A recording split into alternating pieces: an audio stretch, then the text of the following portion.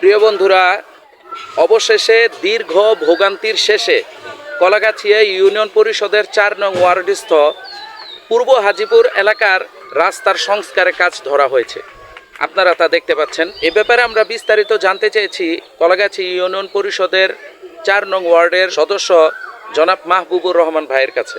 তিনি আমাদেরকে বিস্তারিত জানাচ্ছেন। বিসমিল্লাহির রহমানির রহিম।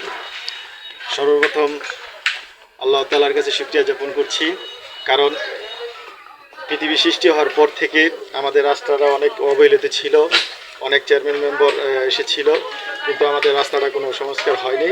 কিন্তু আল্লাহর অশেষ রহমতে ২৬ মাস আগে আলহাজ দেলোয়ার হোসেন প্রধান সাহেব যখন আমাদের কলাগাছি ইউনিয়নের চেয়ারম্যান ছিল, তখন সে টেন্ডার দিয়েছিল। ইনশাল্লাহ ওনার টেন্ডার অনুযায়ী কাজ বাস্তবায়ন হয়েছে। ইনশাল্লাহ হাজীপুরবাসীর কথা আমি রক্ষা করতে পারছি। আপনারা সবাই আমার জন্য দোয়া করবেন, এবং হাজীপুরবাসী যারা আছেন সবাই এই রাস্তার জন্য কষ্ট করেছেন, আর কষ্ট হবে না। ইনশাল্লাহ রাস্তার কাজ সংস্কার হয়ে যাবে। সবাই দোয়া করবেন আমার জন্য। আসসালামু আলাইকুম ওয়া রাহমাতুল্লাহ। ভাই, আমরা জানতে পেরেছি যে নবনির্বাচিত সংসদ সদস্য জনাব আবুল কালাম সাহেবের সুযোগ্য ছেলে জনাব আবুল কাউসার আশা সাহেব এসে আমাদের এই রাস্তার সংস্কারের দায়িত্বভার গ্রহণ করেছেন। এ ব্যাপারে আপনার কাছে জানতে চাই।